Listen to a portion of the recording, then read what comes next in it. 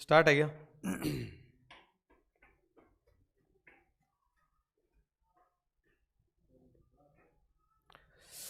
सभी बच्चे जितने जुड़ गए हैं ना, एक बार क्लास को शेयर कर देना भी। नमस्कार, गुड इवनिंग। शेयर कर दो सारे, शेयर। अरे एक ही आया अभी तक,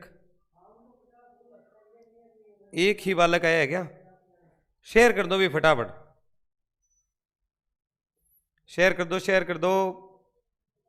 राकेश कुमार, हाय राकेश कुमार, गुड इवनिंग। बस 2 मिनट के अंदर सर जो है आपके लिए महिला एवं बाल अपराध की क्लास जो है वो स्टार्ट करने वाले हैं। मात्र 1 या 2 मिनट का वेट। तब तक एक काम कर दो, जितने बालक इसको देख रहे हैं ना, वो इस क्लास को बढ़िया तरीके से शेयर कर दो। एक बार बढ़िया वाले तरीके से शेयर कर देना भाई, क्लास को शेयर कर दो फटाफट। हाँ गार्गी गोयल, गार्गी गोयल बेटा शेयर कर दो। 2-3 मिनट के अंदर अंदर सर पहुंचने वाले हैं। फटाफट सारे बच्चे शेयर कर दो 2 मिनट के अंदर, ताकि लगभग एक अच्छी खासी संख्या जुड़ जाए। उसके बाद में पुनिया सर है आपके लिए महिला एवं बाल अपराध की क्लास जो है शुरू करने वाले हैं। ठीक है, शेयर करो, शेयर करो। जितने भी ग्रुप है वहां पे प्लस में अपने व्हाट्सएप स्टेटस के ऊपर लिंक लगा के इसको शेयर कर दो। पीके, जय हिंद सर। हाँ पीके सर, आप भी शेयर करो इसको। बिल्कुल बिल्कुल, सारे बालक शेयर कर दो। फिर ही अपने 2 या 3 मिनट के अंदर क्लास स्टार्ट करेंगे, क्योंकि आज की जो क्लास है वो आपकी बहुत ही शानदार, जानदार, जिंदाबाद और जबरदस्त वाली क्लास रहने वाली है। हाँ कर दो, कर दो, कर दो, कर दो। हाँ रमजान पवार, भट्ट सर का लाडला, गुड इवनिंग सर। बिल्कुल रमजान बेटा, इसको शेयर कर दो फटाफट, जितने भी ग्रुप है वहां पे। रेगनर, लॉथब्रोक, जय हो सर। बिल्कुल बेटा, जय हो, जय हो। क्लास को निवेदन है सारे बालक शेयर कर दो, ठीक है, क्योंकि अपने पास में इतना टाइम है। 1 या 2 मिनट जो है अपने सर पहुंचने में टाइम लगाएंगे, और इतनी देर में आप लोग है बढ़िया तरीके से इसको शेयर कर दो। जितना आलस कोई बालक नहीं करेगा, जितने भी ग्रुप हैं, जितने भी जहां जहां मिले ना, शेयर कर सकते हो। वहां पे लिंक भेज भेज के शेयर कर दो। जो अभी तक नहीं उठाया, सोया हुआ चमगादड़ है ना, उसको भी उठाओ। Raju Chauhan, good evening sir, very good evening. हाँ Anamika Joshi, good evening sir. आगे सर, बिल्कुल बिल्कुल, औरों को भी लाओ फटाफट। ठीक है, 7:04 हुए, 7:05 पर आपकी ये जो क्लास है ये स्टार्ट कर दी जाएगी। और आज का आपका जो टॉपिक है दहेज प्रतिषेध अधिनियम 1961 जो है वो आपका टॉपिक रहने वाला है, जो बहुत ही ज्यादा मोस्ट इंपॉर्टेंट टॉपिक आपका रहेगा। ठीक है, कर दिया सभी बालकों ने शेयर? क्या हाँ सारे बच्चे शेयर करोगे, आलस बिल्कुल नहीं करना है, तभी ये लाइव क्लास अपने स्टार्ट करेंगे। ठीक है, चलो ठीक है। अभी आपकी 1 मिनट में आगे हैं सर, आगे हैं, पहुंच चुके हैं।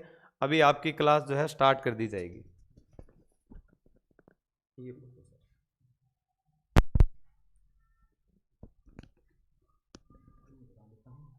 शेयर कर दो सभी एक बार। ओके सर, ये लगा। ओके हाँ भाई, आ जाओ सभी। आ गए होंगे, थोड़े से लेट हो गए, देर लगी आने में तुमको, शुक्र है फिर भी आए हैं। हाँ शेयर कर दीजिए एक बार सभी। बहुत ही अच्छा, बहुत ही शानदार टॉपिक। थोड़े से जल्दबाजी में रहते हैं, लेट हो गए। संजय कुमार राजपूत जी, सर जी राम राम, राम राम सभी को, गुड इवनिंग सभी को। रमजान पवार बाटी सर का लाडला, कर दियो शेयर सर। बिल्कुल शेयर कर दीजिए। हाँ जुड़ जाओ, जितने आपके यार मित्र हैं उनके साथ शेयर कर दो। बहुत ही शानदार टॉपिक रहने वाला है। थोड़े से लेट हो गए पहुंचने में। हाँ कर दिया होगा शेयर। इससे पहले अपने पढ़ा था बाल विवाह निषेध अधिनियम। ठीक है, आज अपने पढ़ेंगे, मैं डाल देता हूं टॉपिक, दहेज प्रतिषेध अधिनियम 1961 के बारे में। बहुत ही अच्छा टॉपिक है, परीक्षा में 2 प्रश्न पक्का है। ठीक है, और अच्छे से इसके धाराएं हैं और इसके बारे में महत्वपूर्ण जानकारी है, वो सारी मैं लेकर के आया हूं। और इसी के साथ नोट्स बना लेना साथ साथ में, ठीक है। हाँ, जुड़ जाओ सभी। संजय कुमार कर दिया सर शेयर, बिल्कुल बिल्कुल। एक बार मैं भी कमेंट्स देख लेता हूं। राकेश कुमार कह रहे हैं good evening sir, good evening सभी को। पीके जय Hind sir. Gargi Goyal good evening sir, good evening सभी को, गुड इवनिंग है। हाँ, जुड़ जाओ एक बार, अच्छे से करवाएंगे भाई, यहीं पे याद हो जाएगा, अच्छे से लेके आएंगे। दहेज प्रतिषेध अधिनियम 1961, बच्चे जुड़ते रहेंगे, मैं क्लास शुरू कर देता हूं, ठीक है। अब सबसे पहले देखो दहेज, एक बार अलग अलग पढ़ें। दहेज प्रतिषेध, दहेज से तात्पर्य क्या है? यहां पे दहेज के बारे में बताऊं मैं। दहेज जो है ये अरबी भाषा का शब्द है भाई, दहेज अरबी भाषा का शब्द है, ठीक है। दहेज शब्द जो है ये अरबी भाषा का है और ये जहेज शब्द से बना हुआ है, जहेज शब्द से इसकी उत्पत्ति हुई है। किससे बना है? जहेज शब्द से। और जहेज शब्द का अरबी में अर्थ देखें तो सौगात होता है, सौगात या स्त्री धन, सौगात या स्त्री धन, ये इसका शाब्दिक अर्थ होता है दहेज का, ठीक है। समझो बात को। दहेज प्रतिषेध अधिनियम 1961 पढ़ेंगे अपने। और दहेज की अगर बात करें कि दहेज की परिभाषा क्या होगी, वो तो अपने आगे लेके आएंगे। दहेज जो है ये अरबी भाषा का शब्द है जो कि जहेज शब्द से बना है, और जहेज शब्द का अरबी में अर्थ निकालें तो होता है सौगात या स्त्री धन। सौगात, सोचता हूं तुम्हें दूं मैं सौगात क्या, वो खपा हो गए देखते देखते, ठीक है। तो सौगात इसका अर्थ होता है। एक बार मैं देख लेता हूं कमेंट्स, जुड़ गए होंगे बच्चे। आ जाओ, लाइव आ जाओ सारे। सर कल आपने क्लास नहीं लगाई, रमजान कह रहे हैं। बेटा कई बार क्या काम हो जाता है, ड्यूटी के संदर्भ में कई काम होते हैं। तो मैंने राकेश जी सर को सुबह कहा था कि शाम को क्लास हो जाएगी, शाम को कोई इमरजेंसी काम होने के कारण नहीं आ पाए। अब भी सीधा ड्यूटी से ही क्लास लेने पहुंचे, इसलिए लेट हो गए थोड़े। Good evening sir, Rakesh Bhati कह रहे हैं गुड इवनिंग सर। हाँ, शेयर कर दो बेटा एक बार सभी, अच्छे से करवाने वाला हूं। अब देखो दहेज का अर्थ मैंने बता दिया। दहेज की प्रथा पुराने समय से ही चलती आ रही है, आप लोग जानते भी हो इसके बारे में। देखो जब पुराने अपने राजा महाराजाओं का समय हुआ करता था, उस समय के जो शासक हुआ करते थे वो भी दहेज दिया करते थे, दहेज लिया करते थे। फर्क इतना ही होता था कि उस समय दहेज में कोई साम्राज्य दे देते थे, या फिर जैसे मैं चंद्रगुप्त मौर्य की बात करूं तो उनका विवाह हुआ एलेना के साथ, आपने हिस्ट्री में पढ़ा होगा। तो दहेज में काबुल और कांधार का क्षेत्र दिया गया था, 100 हाथी दहेज में दिए गए थे, ठीक है। वो उस समय स्वेच्छा से दी जाने वाली एक राशि या एक संपत्ति या एक भूमि का भाग हुआ करता था। उस समय ये कोई अपराध नहीं था। ये अपराध की श्रेणी में धीरे धीरे आगे बढ़ा और इस पे कई कानून बनाए गए। कौन कौन से कानून बने हैं इसके संदर्भ में वो मैं बात करूंगा। एक बात और याद रखना, देखो दहेज की जो अवधि होती है, अगर किसी पे दहेज प्रतिषेध अधिनियम के तहत कोई धारा लगती है तो विवाह के 7 वर्ष तक मान्य होता है। यानी शादी को अगर 7 वर्ष हुए हैं तो वहां तक मान्य होता है, ठीक है। 7 वर्ष तक दहेज का केस बन सकता है। यह नहीं है कि किसी की शादी को 40 वर्ष हो गए या किसी की शादी को 25 साल हो गए, बाद में वो कोई मुकदमा करते हैं तो वो नहीं होता है, फिर दहेज नहीं का केस उस पर नहीं बनता है। 7 वर्ष की अवधि तक माना जाता है। शेयर कर दिया? हाँ शाबाश बेटा, जुड़ जाओ सभी, जितने भी जुड़े हैं वो लोग अच्छे से अब पढ़ लो, मैं करवा देता हूं क्लास। ज़्यादा कमेंट्स देखेंगे तो टाइम लग जाएगा। 7 वर्ष की अवधि इसकी होती है।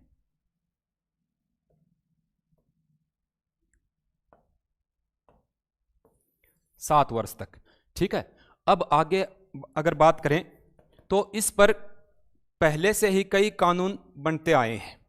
तो मैं बता दूं, सबसे पहले 1939 में, 1950 में और 1958 में दहेज के मामले में इस अधिनियम से पहले 1961 का जो अपना अधिनियम है, यूं पहले 3 बार प्रयास हो चुका था ऐसे ही कानून बनाने के लिए। ये जो बात है 1939 की, 1939 की, ये बात कब हुई? ये उस समय सिंध प्रदेश का जो क्षेत्र था वहां पर लागू किया गया था, ठीक है, आज़ादी से पहले की बात है। 1939 में सिंध प्रदेश में एक अधिनियम लाया गया था, उसको कहा जाता था लेती देती अधिनियम। लेती देती अधिनियम, ठीक है। बात को एक बार पुनः समझो। अपने आज पढ़ रहे हैं दहेज प्रतिषेध अधिनियम 1961। कब की बात हो रही है? 1961 की बात हो रही है। अब आप सोचोगे सर क्या इससे पहले भी कभी इसके बारे में कोई प्रयास हुआ है? ठीक है, तो इससे पहले 3 बार प्रयास हुआ, लेकिन ये असफल हो गया, ये अधिनियम ज़्यादा चले नहीं। उसके बाद में 1961 में पारित हुआ था दहेज प्रतिषेध अधिनियम 1961। अब एक बात और सुनो आप लोग, ये तो था लेती देती यानी लेना देना अधिनियम के नाम से इसे नाम दिया गया था। दहेज की प्रथा का प्रचलन क्यों होता है अपने समाज में? पुराने समय में मैंने बताया राजा महाराजाओं के समय ये प्रथा प्रचलन में थी, स्वेच्छा से वो संपत्ति या नकदी या कोई घोड़े हाथी दान में दिया करते थे। लेकिन वर्तमान में ये कुप्रथा बन गई, लोग मुंह खोल खोल के मांगने लग गए कि हमारे छोरे नौकरी लाग रही, हमारे छोरो मास्टर लाग गयो, ठीक है, हमारे लड़के को शादी में स्विफ्ट कार चाहिए या रॉयल इनफील्ड बाइक चाहिए, यानी कि मुंह खोल के मांगने लग गए, ठीक है। अब मांगने भी लग गए, और कई जो होते हैं अपनी पुत्री की शादी या बेटी की शादी होती है तो क्या करते हैं अपने सम्मान के लिए, ठीक है, दिखावे के लिए लोग दहेज की प्रथा को बढ़ावा देने लग गए कि पड़ोसियों के इतना दिया है तो हम क्या उनसे कम है, उन्होंने 5 लाख रुपए दहेज में दिए हैं, हम 8 लाख रुपए देंगे या हम 12 लाख रुपए देंगे, ठीक। तो इस रूप में दिखावे के रूप में ज्यादा होने लग गया। हाँ, शेयर कर दो एक बार आप लोग। तो ये पहला, इससे पहले 1939 में पहला प्रयास किया गया था। उसके बाद में 1950 में बिहार में दहेज अधिनियम लागू किया गया था बिहार में, और 1958 में आंध्र प्रदेश में लागू किया गया था, ठीक है। ये पीछे का परिदृश्य बता रहा हूं मैं। 1961 से पहले 3 बार प्रयास हुए। 1939 में सिंध प्रदेश में लेती देती अधिनियम के नाम से लागू किया गया था, 1950 में बिहार में दहेज अधिनियम के नाम से, और 1958 में आंध्र प्रदेश में लागू किया गया था। तो ये बात आप लोगों देख लो एक बार। आगे चलते हैं। हाँ, अब अपने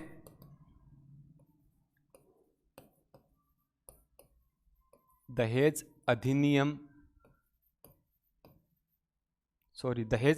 प्रतिषेध अधिनियम आए कभी। दहेज प्रतिषेध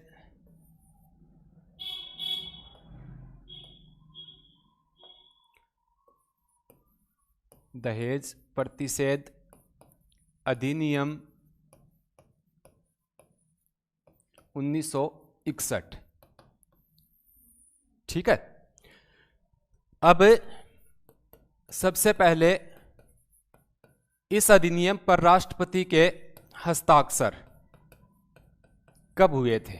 सबसे पहले बात करते हैं कि राष्ट्रपति से मंजूरी कब मिलती है। तो 20 मई 1961 को इसे राष्ट्रपति द्वारा मंजूर किया गया था, ठीक है।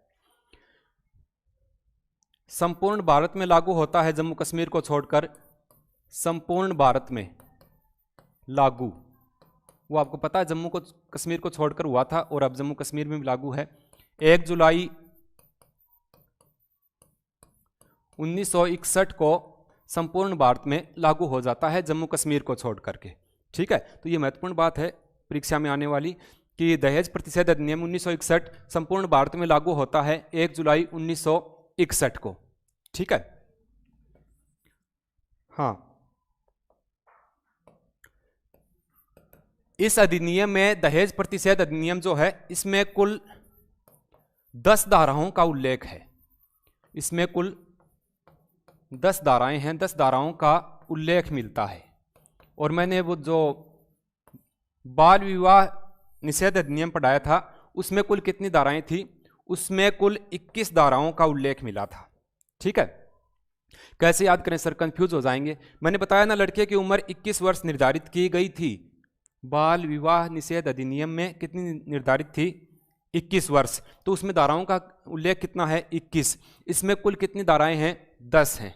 ठीक है, दहेज में गाना सुना होगा आपने, 10 बहाने करके ले गई दिल, तो यहां पे 10 बहाने करके ले गए दहेज। हाँ शाबाश, शेयर कर दो एक बार। माँ का लाडला वसीम कह रहा नमस्ते सर जी, नमस्ते। रवि कुमार राम राम सर जी। रवि कुमार आप लेट पहुंचे हो थोड़े से। हाँ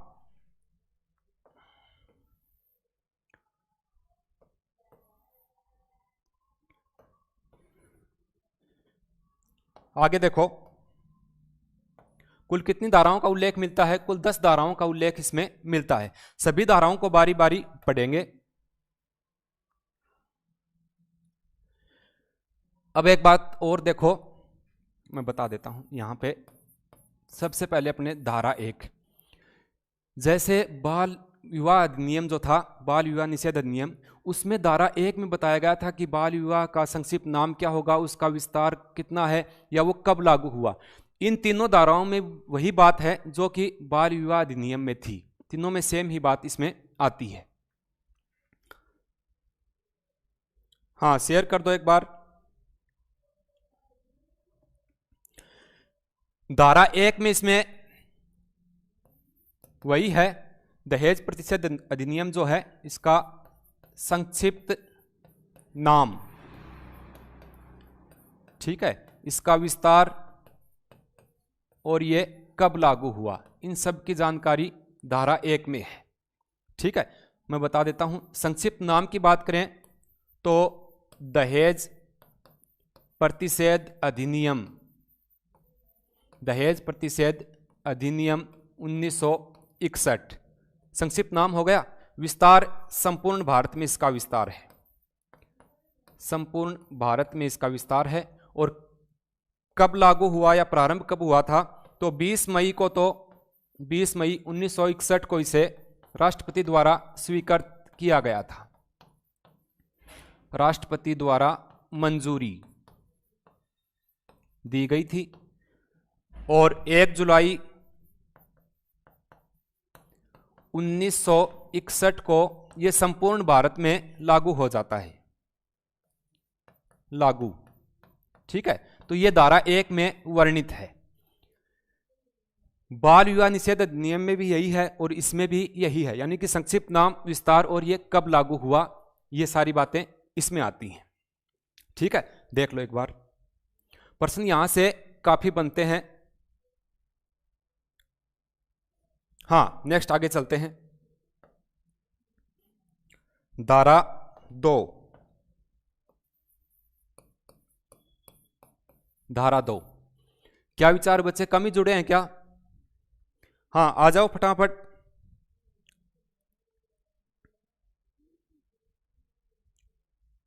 एक बार थोड़े से कमेंट्स देख लेता हूं।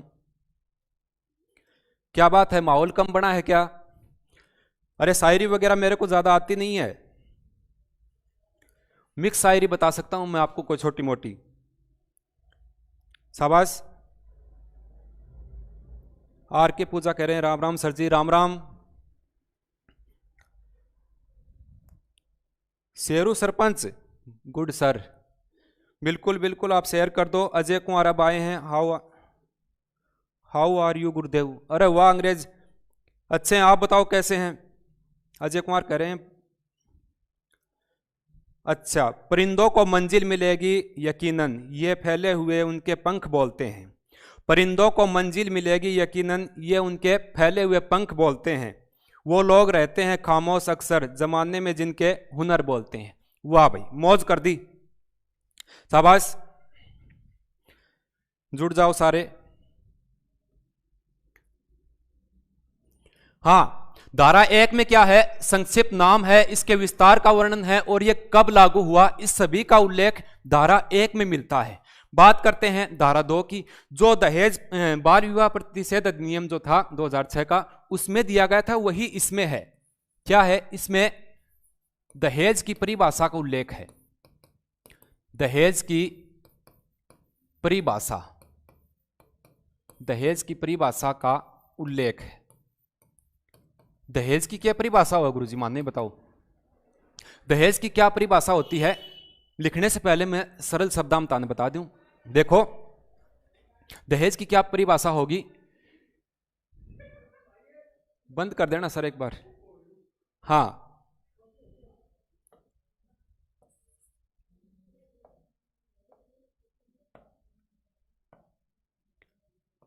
हाँ, अब देखो, किसी एक पक्षकार द्वारा किसी दूसरे पक्षकार को, ठीक है, प्रत्यक्ष या अप्रत्यक्ष रूप से कोई संपत्ति, कोई राशि या कोई नकदी, ठीक है, जो कि विवाह से पहले, विवाह के समय या विवाह के बाद में दी जाती है, तो वो क्या होता है? दहेज की श्रेणी में आता है। अब मैं लिखता हूं इसको, दहेज की क्या परिभाषा है? विवाह से पूर्व, विवाह से पूर्व यानी कि ब्याह से पहले, विवाह से पूर्व, विवाह के समय, विवाह के समय या विवाह के बाद, विवाह के बाद, ठीक है, किसी एक पक्षकार द्वारा, किसी एक पक्षकार द्वारा दूसरे पक्षकार को, दूसरे पक्षकार को नकदी, संपत्ति या वस्तु या मूल्यवान उपहार, मूल्यवान उपहार देना दहेज की श्रेणी में आएगा, दहेज की श्रेणी में आएगा। ठीक है भाई, ये ज्यादा बताने की आवश्यकता नहीं, आप जानते हो दहेज के बारे में वैसे तो। हाँ, शेयर कर दो, आ गए सारे। अब थोड़े से बच्चे जुड़े हैं। बाटी सर का लाडला कह रहा है, कुछ पाने की आस तो रख, कुछ तो अरमान रख। थोड़ा सा नीचे चला गया। हाँ, कुछ पाने की आस तो रख, कुछ तो अरमान रख, जो हो खास हर कोशिश में करे दरिया तू आर पार। वाह भाई, शाबाश, हौसले रखो। देखो, किसी चीज को प्राप्त करने के लिए दिल में एक जुनून होना चाहिए, एक हौसला होना चाहिए, एक कॉन्फिडेंस अपने अंदर होना ही चाहिए। ठीक है, तभी तो मंजिल मिलती है। यह दहेज की परिभाषा है धारा 2 में। अब इसमें कुछ और महत्वपूर्ण बातें हैं। तो यह दहेज की श्रेणी में आएगा। दूसरा क्या होता है, किसी भी प्रकार के दहेज के लिए, दहेज के लिए किया गया करार, किया गया करार भी दहेज प्रतिषेध अधिनियम के अनुसार अपराध माना जाएगा, अपराध माना जाएगा। ठीक है, यह कौन सी बात करूं, यह समझ में कौन आई? समझ में आई क्या? नहीं आई। देखो, ऊपर वाले में तो क्या था, यानी कि शादी से पहले या शादी के समय या शादी के बाद में किसी भी प्रकार की संपत्ति या कोई वस्तु या कोई मूल्यवान उपहार दिया जाता है तो वो दहेज की श्रेणी में आएगा। बात नंबर 2 है, इसमें क्या है, किसी भी प्रकार के लिए दहेज के लिए, यानी किसी भी प्रकार का दहेज है उसके लिए कोई करार किया गया है, ठीक है, उसके लिए कोई हाँ की गई है, तो वो भी अपराध की श्रेणी में माना जाएगा। भाई एग्जाम्पल अपने देखें, कई बार क्या होता है, शादी हो जाती है और बच्ची के परिवारजन जो हैं, बच्ची के संरक्षक या माता पिता या बच्ची के रिश्तेदार जो हैं, वो ये कहते हैं कि अभी हमारे पास उपलब्ध नहीं है। जैसे ही कोई, जैसे लड़कों वाले ने कोई कार की मांग की है, तो वो कहेंगे कि अभी हमारे पास उपलब्ध नहीं है, शादी के 1 महीने बाद आपके बच्चे को हम स्विफ्ट गाड़ी या कोई और कुछ जो उसकी मांग रही है वो बाद में दे देंगे। यानी एक तरह का करार हो जाता है, ये ऐसा कोई करार किया जाता है तो वो भी दहेज की श्रेणी में आता है। ठीक है, इसमें एक 3 नंबर बात और आती है, मेहर की राशि। मेहर की राशि शायद पिछली बार राजस्थान पुलिस में पूछा था। मेहर की राशि अपराध की श्रेणी में नहीं आती है। मेहर की राशि अपराध की श्रेणी में नहीं मानी जाती है। कौन सी राशि है मैं बताऊंगा आप लोगों को। हाँ, जुड़ जाओ सभी। मेहर की राशि कौन सी होगा गुरुजी? ये दोनों बातें समझ में आ गई। पहली बात, किसी भी प्रकार की कोई मांग की जाएगी तो वो दहेज की श्रेणी में आता है। दहेज के लिए किसी भी प्रकार का करार किया जाता है तो वो भी अपराध की श्रेणी में आएगा। और अगर मेहर की राशि जो है तो ये अपराध की श्रेणी में नहीं आती है। परीक्षा में पिछली बार शायद इस प्रकार का कोई क्वेश्चन आया था कि निम्नलिखित में से दहेज प्रतिषेध अधिनियम 1961 के अनुसार कौन सा अपराध नहीं है? एक तो प्रत्यक्ष या अप्रत्यक्ष रूप से किसी पक्षकार द्वारा कोई राशि ली जाती है वो, 2 नंबर था किसी भी प्रकार के दहेज के लिए कोई करार किया गया है वो, या फिर मेहर की राशि, या इनमें से कोई नहीं। तो मेहर की राशि अपराध की श्रेणी में या दहेज प्रतिषेध में नहीं आती है। मेहर की राशि क्या होती है? देखो, ये मुस्लिम विधि, मुस्लिम स्पेशल लॉ बोलते हैं इसको, या मुस्लिम विधि के अनुसार ये इनका अलग कानून है। ये शरीयत का कानून है, शरीयत का कानून है, वहां पर इसको अपराध की श्रेणी में नहीं माना जाता है। तो मुस्लिम विधि के अनुसार मेहर की राशि जो है, मेहर बोलते हैं, वैसे शाब्दिक अर्थ भी बताऊंगा मैं आप लोगों को। एक बार देखो, मेहर अपने दहेज शब्द जो है उसके लिए मुस्लिम संप्रदाय में मुस्लिम भाई जो हैं वो मेहर शब्द का प्रयोग करते हैं। ठीक है, यानी किसी बच्चे का निकाह हो रहा है, वहां पर काजी आ गए, काजी के सामने कबूल है कबूल है कबूल है 3 बार कहा गया और उसी समय 50,000 की राशि नगद उनको दी गई बच्ची के साथ में। तो ये मेहर की राशि होती है, ये अपराध की श्रेणी में नहीं आता है। मेहर को तो जानते हो क्या आप? मेहर क्या होता है? हाँ,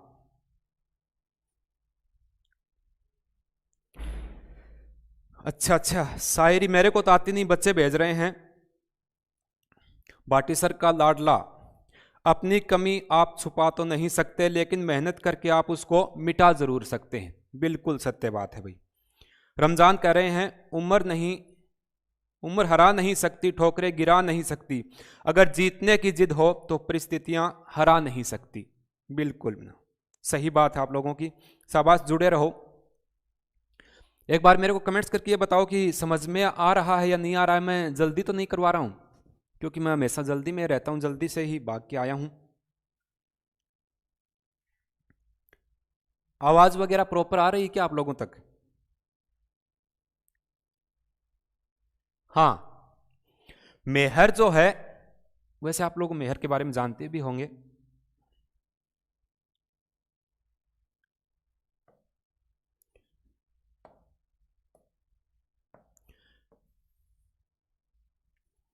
मेहर फारसी भाषा का शब्द है ना, मेहर फारसी भाषा का शब्द है और मेहर शब्द का फारसी में अर्थ होता है सूर्य। ठीक है, इसका शाब्दिक अर्थ होता है सूर्य। इसीलिए अपने कहते हैं, अपने जो जोधपुर का किला है मेहरानगढ़, उसमें मेहर शब्द आता है ना। मेहरानगढ़ का किला कहाँ है? मेहरानगढ़ दुर्ग जोधपुर में है। ठीक है, तो ये इसी के नाम पे पड़ा हुआ है, इसमें मेहर आता है ना, यानी कि सूर्य, इसलिए जोधपुर को सूर्य नगरी कहा जाता है। सन सिटी, सूर्य नगरी जोधपुर को कहते हैं। ठीक है, मेहरानगढ़ का किला। तो ये मेहर शब्द फारसी भाषा का है, इसका शाब्दिक अर्थ सूर्य होता है। हाँ, नोट करने दें सर। अच्छा, नोट नहीं करने दिया क्या हमने? ये लो, छोटा कर देते हैं, ऊपर लिखा हुआ है वो भी आ जाएगा। शाबाश। रमजान करें, समझ आ रही है सर। बिल्कुल अच्छी बात है। देखो, ऐसा नहीं कि मैं आऊं और पढ़ा के सीधा ही भाग जाऊं, आप लोगों की फिर कुछ समझ में भी ना आए। तो आपके जहन में, आपके मन में जो भी विचार हो ना, तो वो व्यक्त कर दिया करो, बता दिया करो। रमजान कह रहे हैं समझ में आ रही सर, लगे रहो। इग्नार कह रहे हैं या स्क्रीनशॉट लेने दो सर। लो, स्क्रीनशॉट ले लो ना, या फिर साथ साथ नोट्स तो नहीं बना पाओगे, क्योंकि फिर चैप्टर पूरा नहीं होगा। अभी तो मैं दूसरी धारा को लिए बैठा हूं। अपराधियों को कितनी श्रेणियों में विभक्त किया गया है? परमवीर सिहाग कह रहे हैं कि अपराधियों को कितनी श्रेणी में विभक्त किया गया है।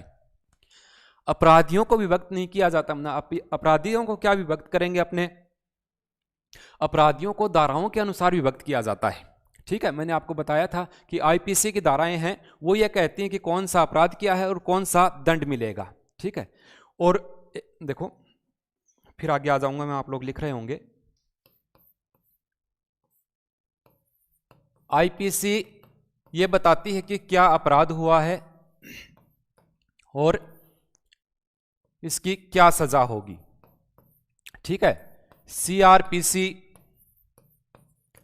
इसको बोलते हैं दंड प्रक्रिया संहिता, यानी कि जो ऊपर अपराध हुआ है उसकी प्रक्रिया कैसे चलेगी। ठीक है, कौन गवाह बनेंगे, कौन इसको पकड़ के लाएगा, गिरफ्तारी कब होगी, कब उसकी पेशी होगी, वकालत कैसे होगी, तो ये सारी बातें सीआरपीसी में होती हैं और ये आईपीसी में होती हैं। तो ये अपराधियों की श्रेणियां विभक्त हो जाती हैं, यहाँ से धाराओं के अकॉर्डिंग विभक्त होंगी। वैसे अपने देखें तो हार्डकोर बंदी बोला जाता है। एक तो हार्डकोर होते हैं जो कि संगीन अपराध की श्रेणी में आते हैं, जैसे मर्डर वगैरह के केस किए हुए होते हैं किसी पे, तो वो हार्डकोर में आ जाते हैं। ठीक है, और छोटे लेवल के जो मामले होते हैं उनको 3 वर्ष की सजा तक होती है। तो वो जैसे अपने जेल पे बात करें तो जो जिले में जो जेलें होती हैं उनमें 3 साल तक के बंदियों को रखा जाता है, और जिनको लंबी सजा हो जाती है फिर जैसे उम्र कैद वगैरह हो गई तो वो केंद्रीय कारागृह में चले जाते हैं।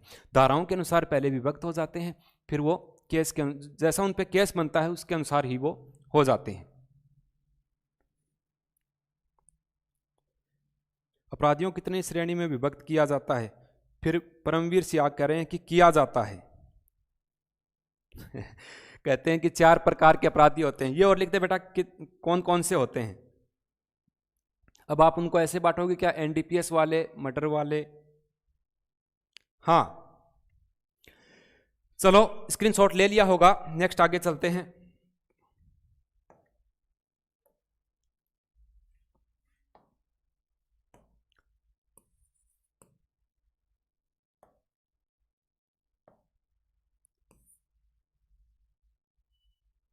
हाँ, धारा 3 वही कहती है जो कि मैंने बताया था बाल विवाह निषेध अधिनियम में थी। धारा 3 के अनुसार राजनीतिक छात्र, सांप्रदायिक, और बताओ बेटा, राजनीतिक हैं, छात्र हैं, सांप्रदायिक हैं।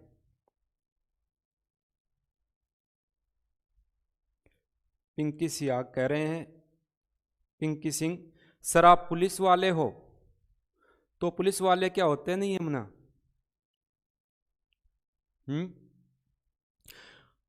हाँ, एक और बता दे, राजनीतिक, छात्र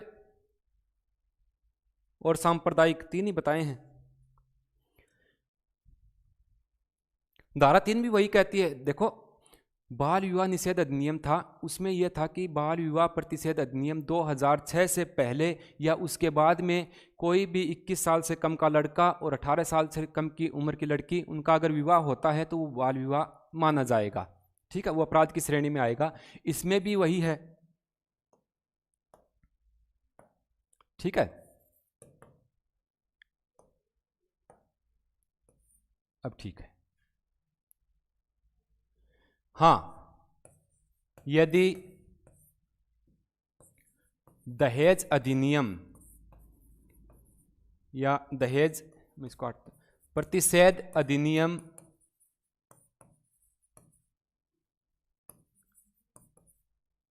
1961 जब ये लागू हुआ, पहले या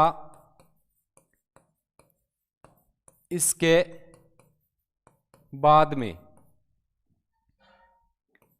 किसी भी प्रकार का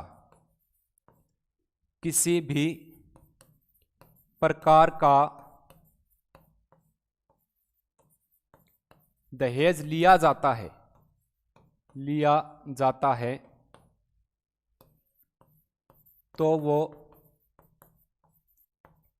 अपराध की श्रेणी में आएगा, अपराध की श्रेणी में आता है या आएगा। ठीक है भाई, यानी कि इस अधिनियम से पहले या इसके बाद में, लागू होने के बाद में कोई भी दहेज किसी भी प्रकार का लिया गया है तो वो अपराध की श्रेणी में आएगा। ठीक है। अब सबसे मुख्य बात मैंने बताया था, बाल विवाह प्रतिषेध कानून के अनुसार 2 साल की सजा और 1 लाख रुपए जुर्माने का प्रावधान था। इसमें 5 वर्ष की सजा, उससे ज्यादा है, इसमें 5 वर्ष की सजा हो सकती है, इसमें 5 वर्ष की सजा या 15,000 रुपये जुर्माना, 15,000 रुपये जुर्माना, या दहेज की राशि, दहेज की राशि का मूल्य जो भी ज्यादा हो, जो भी ज्यादा हो। इस बात को मैं आप लोगों को समझा देता हूं अभी कि क्या सजा का प्रावधान है, और एक बार देख लेते हैं।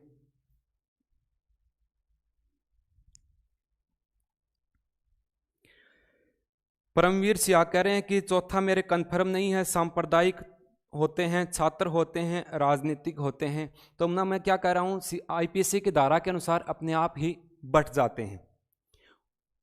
और ऐसा आप लोगों के सिलेबस में ऐसा कोई टॉपिक नहीं है अपराधियों की वो लेकर के विभक्त करने का। समझ आ रहा है सर जी।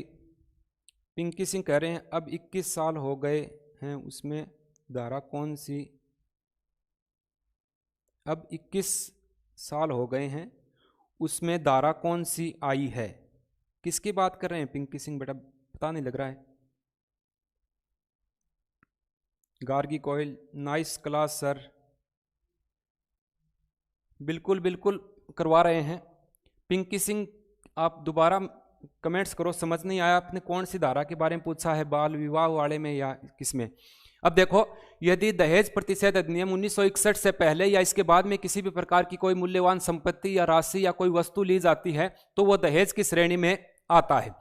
अब इसमें 5 वर्ष की सजा का प्रावधान है, सीधे 5 वर्ष की सजा होगी, या 15,000 रुपये जुर्माना, या दहेज की राशि का मूल्य जो भी ज्यादा हो।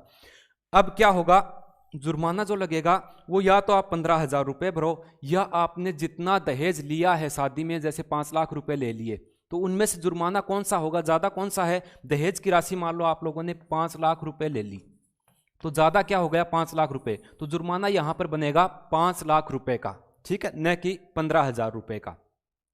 तो ये धारा 3 की बात है। लड़की की शादी की उम्र अब 21 कर दी, बिल्कुल बेटा अब 21 कर दी, मैंने बाल विवाह प्रतिषेध अधिनियम में बता दिया था। लड़के की अब शादी की उम्र 21 साल है और लड़के की 23 वर्ष है, ठीक है। ये अपने दिसंबर 2021 में ही लागू हुआ था, लागू नहीं हुआ सॉरी, यहां पर इसको बताया गया था, अभी इसको लागू कर देंगे आगे। ये देख लिया होगा आपने धारा 3।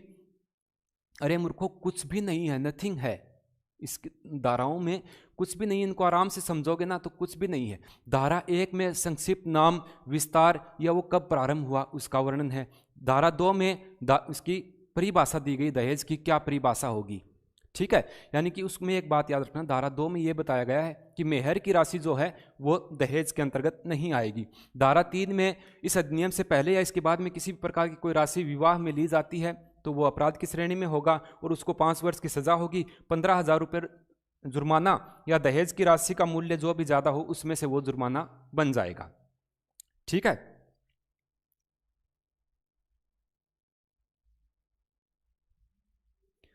परमवीर सिंह कह रहे हैं उसी की धारा पूछी है पिंकी सिंह ने। किसकी धारा पूछी है? अच्छा, ये पूछा है कि कौन सी धारा के अनुसार ये कर दिया, इसकी तो कौन सी धारा होगी? हाँ चलो मैं बताऊंगा साथ साथ आपको। Pinky Singh thanks sir. हाँ देखो ना, लिख लिया होगा आप लोगों ने। आगे चलते हैं धारा 4 पे। धारा 4 यानी कि 1961 का जो प्रतिषेध अधिनियम है, दहेज प्रतिषेध नियम, उसमें धारा 4 की बात कर रहे हैं। धारा 4 क्या कहती है? किसी भी पक्षकार द्वारा, किसी भी पक्षकार द्वारा दहेज की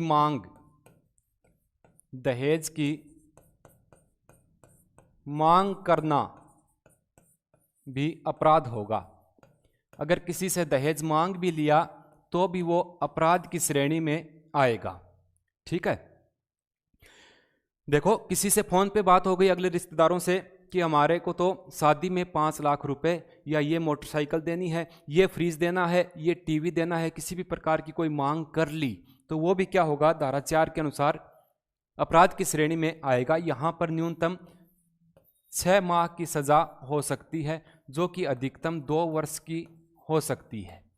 ये यहां पर पेनल्टी लग सकती है। ठीक है भाई, धारा 4 में है ये बात।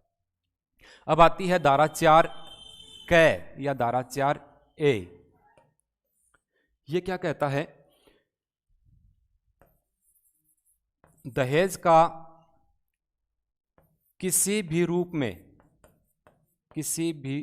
में ठीक है विज्ञापन करना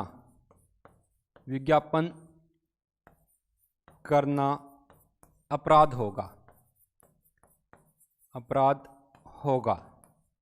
साधारण भाषा में मैं आप लोगों को बता रहा हूं ये बात।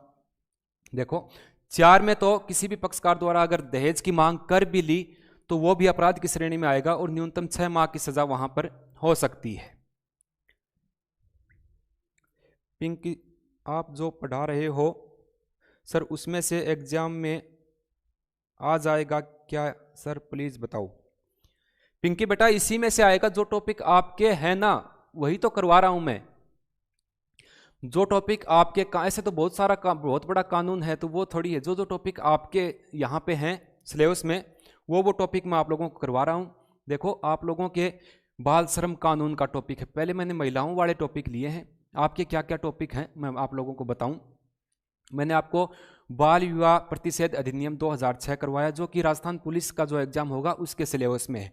मैं आपको दहेज प्रतिषेध अधिनियम 1961 करवा रहा हूं तो ये भी आपके सिलेबस में। पॉक्सो एक्ट आपके सिलेबस के अंतर्गत आता है। घरेलू हिंसा अधिनियम जो है वो भी आपके आता है।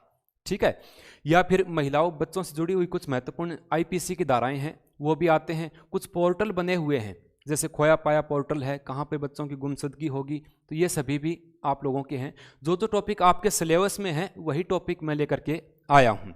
ठीक है, ऐसे में कोई एनडीपीएस के एक्ट थोड़ी पर करवा रहा हूँ भाई, कौन कौन से अपराधी क्या होगा, इतनी अफीम कोई ले जा रहा है तो क्या होगा, वो सारी धाराएं आपकी है नहीं।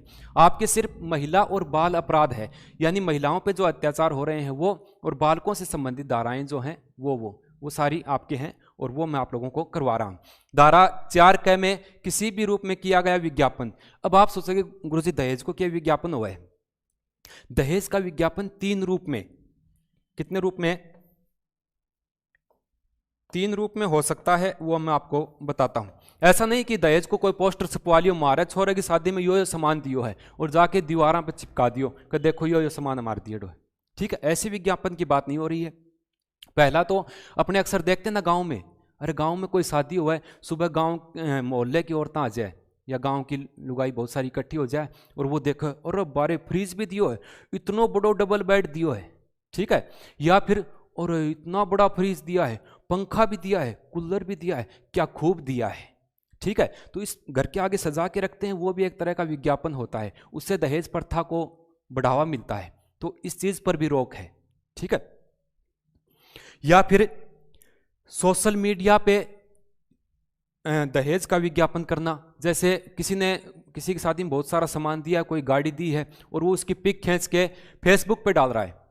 ठीक है, कि मेरी शादी में दी हुई कार, ठीक है, शादी में दिया हुआ कूलर, या फिर पूरा सामान पीछे पड़ा है और वहां आगे राजा बन के खड़े हैं कि ये देखो दहेज में दिया हुआ सामान। तो ये सारी चीजें भी क्या हैं, अपराध की श्रेणी में आती हैं। या फिर किसी भी पत्रिका में या अखबार में छपवाते हैं ना, वहां पे आता है, आपने देखा होगा अखबार में, अरे कई लड़का पढ़े कौन के अखबार में, कई तो अखबार खोलते ही पढ़ते हैं, वर चाहिए या वधू चाहिए, उस कॉलम में पहुंचते हैं। ठीक है, तो वहां पर कई बार आपने देखा होगा कि आइए 6 अंकों में, आइए 4 अंकों में।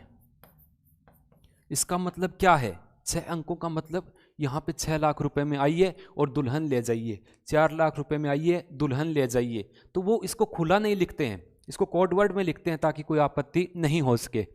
और इन ऐसे विज्ञापनों पे जो न्यायिक मजिस्ट्रेट होता है वो, या महानगर का न्यायिक मजिस्ट्रेट होता है, वो सीधा एक्शन भी ले सकता है, इस पे बिना पुलिस के सीधी कार्रवाई करवा सकते हैं। तो ये एक तरह का विज्ञापन होता है।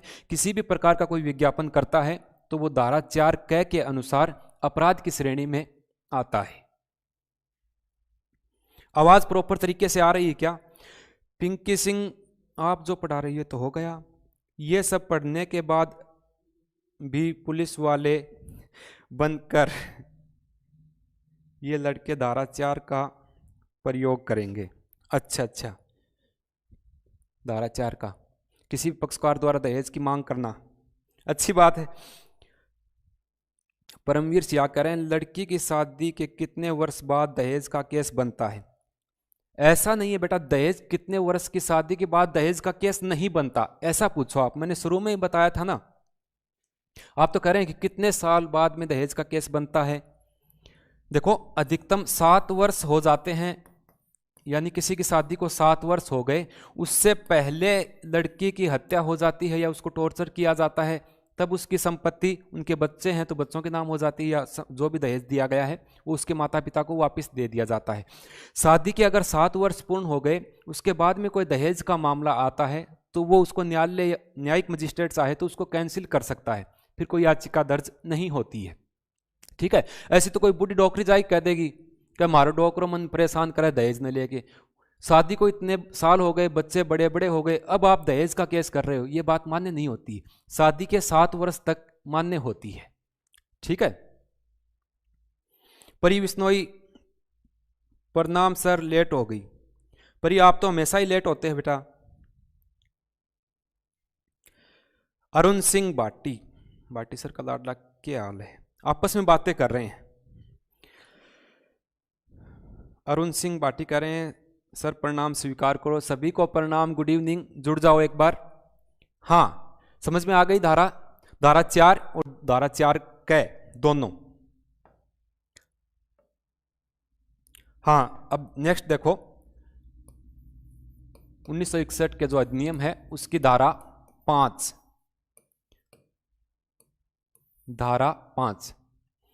बहुत ही शानदार है। बाल विवाह अधिनियम की धारा 3 जो थी उसमें मैंने बताया कि शून्यकरण माना जाएगा विवाह का। तो इसमें भी क्या होता है, दहेज के लिए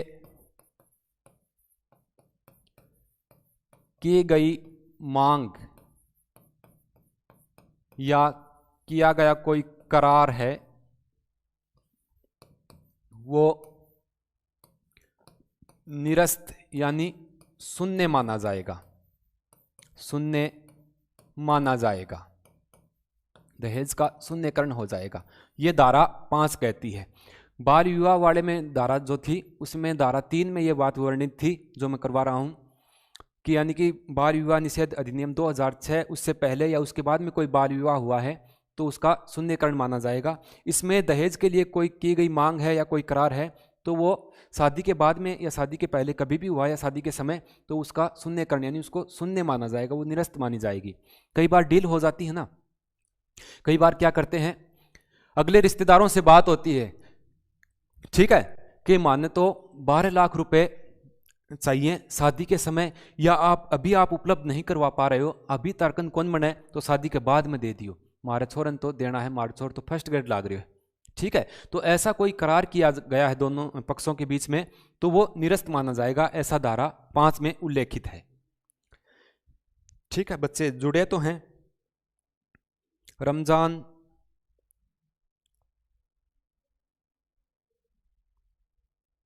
अच्छा, पढ़ते रहे ना लगातार, ये आपस में बातें कर रहे हो। हाँ, आ जाओ धारा 6।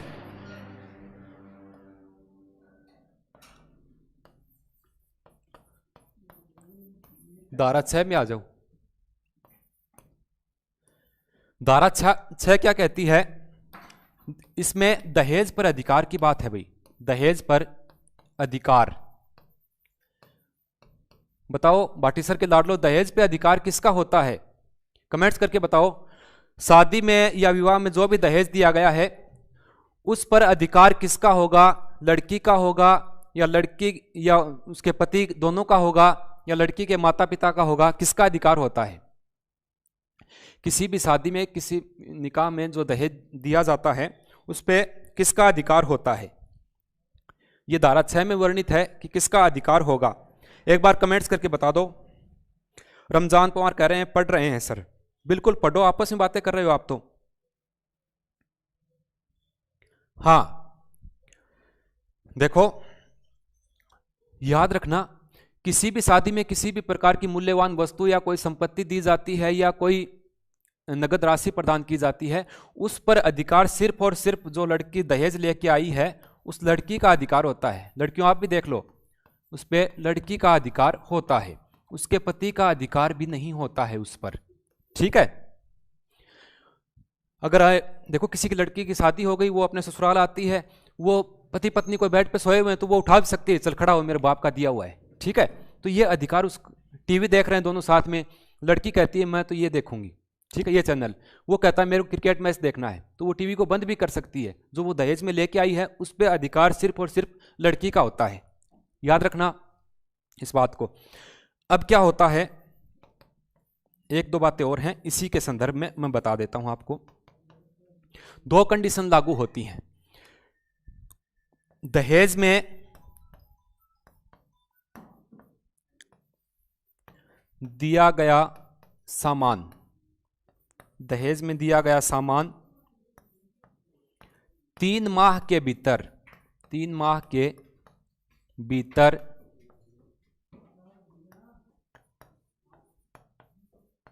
लड़की के घर पहुंचाएंगे। पूरी बात मैं बोल के बताऊंगा, लिख कम रहा हूं, घर पहुंचाएंगे। ठीक है, यह कौन सी बात है गुरुजी? लड़की घर यानी लड़की का जो ससुराल है उसमें किसी भी, हाँ, किसी भी शादी में किसी भी प्रकार का दहेज दिया गया है और वो दहेज भले ही शादी से पहले का है या शादी के समय का है या शादी के बाद में दिया गया दहेज है। अगर कई बार अपने देखते हैं ना कि मामा के लड़के गाड़ी वगैरह पिकअप वगैरह में सामान भर लेते हैं, तो वो सीधा जहां पे लड़की का ससुराल है वहां पे पहुंचाना होता है। वो कहीं उस सामान को दूसरी जगह लेके चले भी जाते हैं तो 3 माह के अंदर जहां पर लड़की की शादी हुई है वहां पर वो सामान पहुंचाना पड़ेगा। धारा 6 है तो याद रखना, नहीं पहुंचाया तो 6 माह की सजा है भाई, 6 माह की सजा, और यहां पे 10,000 रुपए जुर्माने का प्रावधान है। ठीक है, तो ये धारा 6 कहती है। ठीक, नेक्स्ट आगे चलो। हाँ, कोई बात है, कोई सवाल है तो साथ साथ पूछ लिया करो। कोई भी सवाल आपको महिला और बाल अपराध से संबंधित आपके जहन में आ रहा है तो वो मेरे को आप लोग कमेंट्स करके बता दिया करो बीच में। कोई दिक्कत नहीं होती सवाल पूछने की या क्वेश्चन पूछना, कोई बुरी बात नहीं होता। हाँ, रमजान कौन है वो कहेंगे फिर सर मैं लिख रहा हूं, मैं अब इसको क्लियर कर रहा हूं। हाँ, धारा 6 हो गई है। धारा 7, धारा 7 में क्या उल्लेखित है?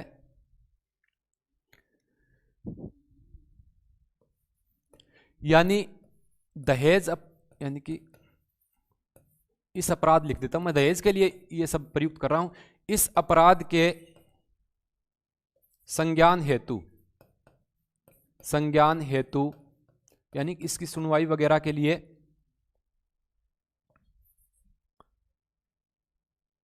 प्रथम श्रेणी का न्यायालय या महानगर का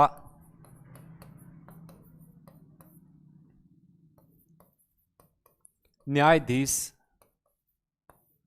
संज्ञान लेगा। ठीक है भाई, दहेज अपराध से संबंधित कोई भी मामला है तो वहां का न्यायिक मजिस्ट्रेट या महानगर का न्यायिक मजिस्ट्रेट जो है वो इसकी सुनवाई के लिए कार्य करेगा। हाँ,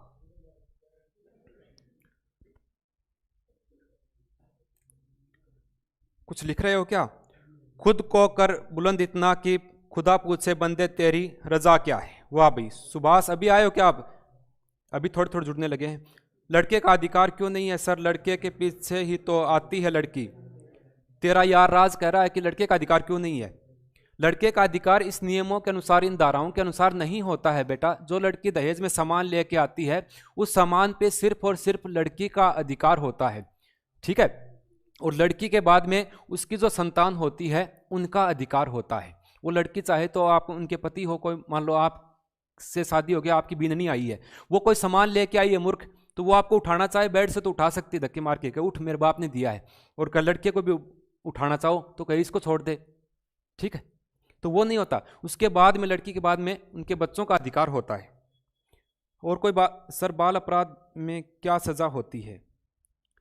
बाल अपराध में भी कई श्रेणी के अपराध होते हैं बेटा। कौन से अपराध की बात कर रहे हो आप?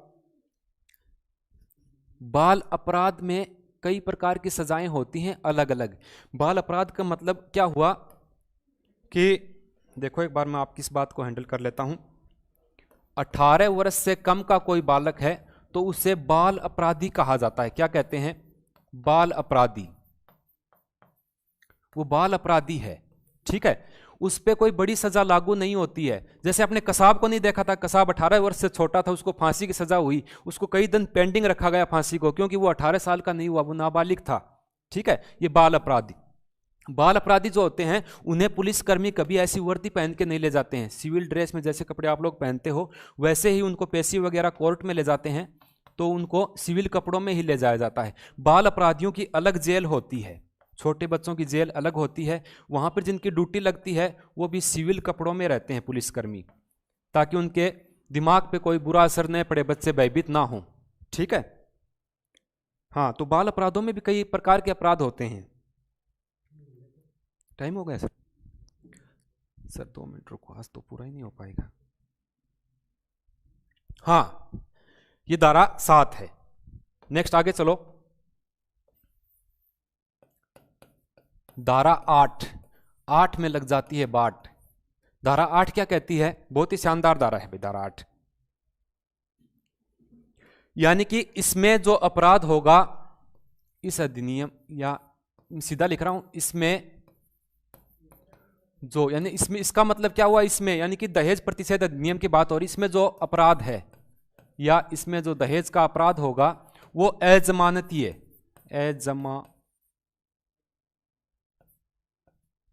अजमानती है, और असमनीय होगा, और असमनीय होगा। ये बहुत बड़ी बात है भाई। ये दोनों चीजें क्या होती हैं मैं आप लोगों को बता देता हूं।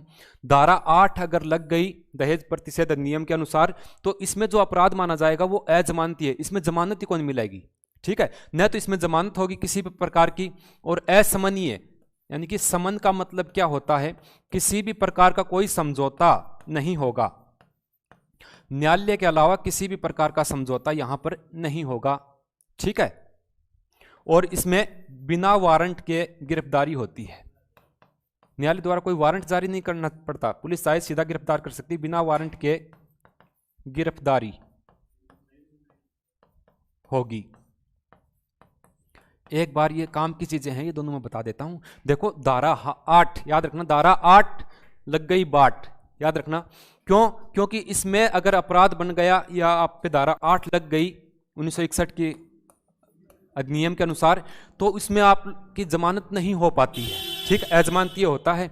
और असमनीय, समन का मतलब ये होता है कि न्यायालय के बाहर अपने करते हैं ना कि पैसा दे लेके यार नक्की करो यार काम, ठीक है। या किसी भी प्रकार का फाइन आप पे लगाते हैं, चार्ज लगता है ना, किसी प्रकार का जुर्माना दे के आप यहां से बच जाओ, तो वो नहीं होता है। असमनीय होगा।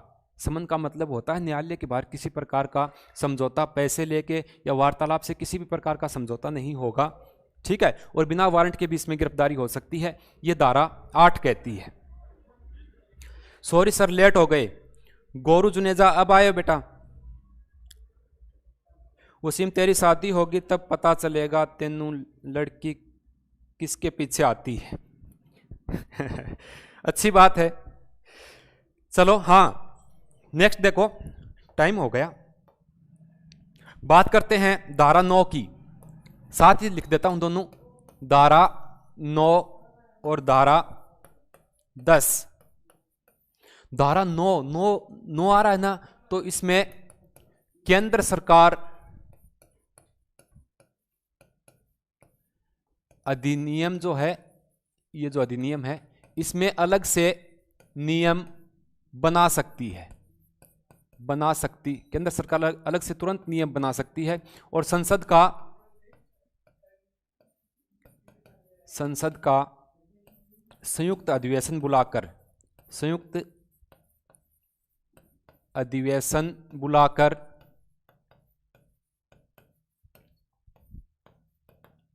यथाशीघ्र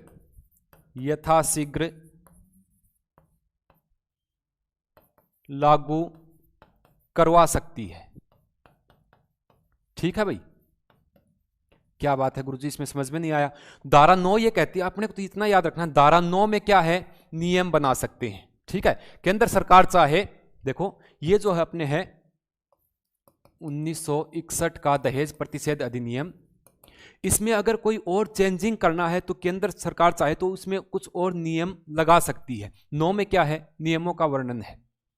ठीक है, संसद का संयुक्त अधिवेशन बुला करके तुरंत प्रभाव से, यथाशीघ्र यानी कि तुरंत प्रभाव से इसे लागू करवा सकती है इन नियमों को, ऐसा उल्लेख धारा 9 में है। और धारा 10 में राज्य सरकार, धारा 10 में राज्य सरकार है, राज्य सरकार चाहे तो ये भी इसमें नियम बना सकते हैं, नियम बना सकते हैं, राज्य सरकार भी बना सकती है। ठीक है, धारा 9 में केंद्र सरकार नियम बना सकती है और धारा 10 में क्या दिया गया है कि राज्य सरकार के पास भी ऐसा पावर होगा कि इसमें नियम बना सकते हैं। लड़की तो कार पर ही आती है। अच्छा, आप नहीं आते कि कार पर, आप साइकिल पे आते हो। हाँ, तो ये अपने लिख लिया होगा आप लोगों ने। देखो एक बार मैं थोड़ा सा रिवीजन करा देता हूं, थोड़ा सा लेट जरूर होएंगे, ये बात हो चुकी है। हाँ देखो भाई, यहां से अगर वापस आता है तो मैं आप लोगों को, नहीं आते हैं,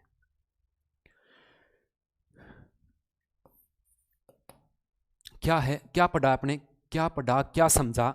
अब सुनो मेरी बात, मैं आपको पूरा रिवीजन करवा देता हूं। आज की क्लास थी अपने दहेज प्रतिषेध अधिनियम 1961 के बारे में। ठीक है, दहेज प्रथा पे रोक। सबसे पहले दहेज की बात हुई तो दहेज जो है वो अरबी भाषा का शब्द है जो कि दहेज शब्द से बना है, जिसका अर्थ होता है सौगात या स्त्री धन।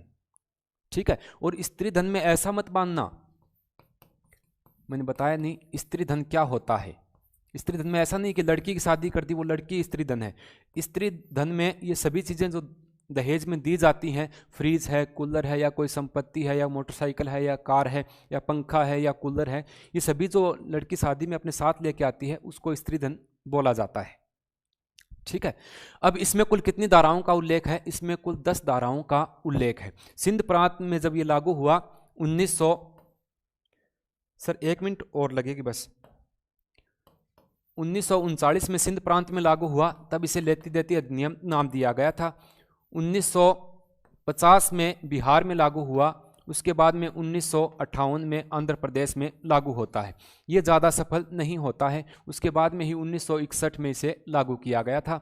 1961 में लागू करने की बात करें तो इसे राष्ट्रपति द्वारा मंजूरी 20 मई 1961 को मिलती है और ये लागू होता है संपूर्ण भारत में 1 जुलाई 1961 को। ठीक है भाई, इसमें कुल 10 धाराओं का उल्लेख मिलता है, कुल 10 धाराएं हैं, सभी धाराएं मैंने आपको बता दी। धारा 1 में संक्षिप्त नाम आता है, विस्तार आता है, ये कब लागू हुआ। धारा 2 क्या कहती है, धारा 2 में हमेशा परिभाषाओं का उल्लेख मिलता है। धारा 3 जो है, ये सारी बातें अपने हो चुकी हैं। यदि इस अधिनियम से पहले या इसके बाद में किसी भी प्रकार का दहेज लिया जाता है या किसी प्रकार, एक बात और याद रखना, दहेज वो नहीं होता कि जो लड़की की तरफ से दिया जाता है। अगर वर पक्ष द्वारा लड़की को भी किसी प्रकार का मूल्य या राशि दी जाती है तो वो भी दहेज की श्रेणी में ही आता है।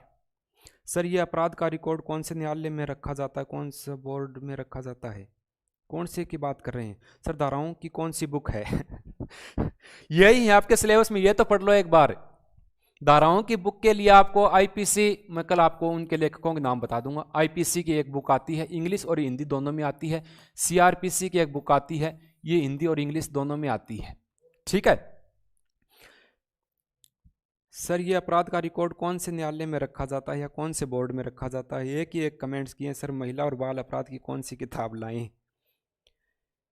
सभी किताबों में एक ही मैटर मिलेगा, इसमें सभी किताबों में एक प्रकार का ही मैटर मिलेगा। अगर आप पुलिस के अकॉर्डिंग, पुलिस के सिलेबस के अकॉर्डिंग किताब लेके आ रहे हो एग्जाम की दृष्टि से, तो भले ही कोई मैं किसी विशेष किताब का नाम तो यहाँ पे लूंगा नहीं, तो सभी में एक ही प्रकार का आता है। एक किताब वाले ने कोई चैप्टर छाप दिया, उसी के ही कॉपीराइट लगभग सारे कर लेते हैं, उसी में सभी में आ जाता है। बाकी पीडीएफ हमारे पास, मैं ये पूरा करवा दूंगा तब मिल जाएगी।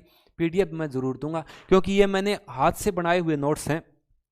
जो धाराएं आप किताब में पढ़ोगे तो वो वहाँ पे आपको बहुत डीपली या बहुत ही हार्ड लगेंगी। यहाँ मैंने इनको सरल करके आप लोगों को ये बातें बताई हैं। ठीक है, अभी भाटी जी क्लास लेके आ रहे हैं, तो आप सब जुड़ जाइए और शेयर कर दीजिए। ठीक है सर।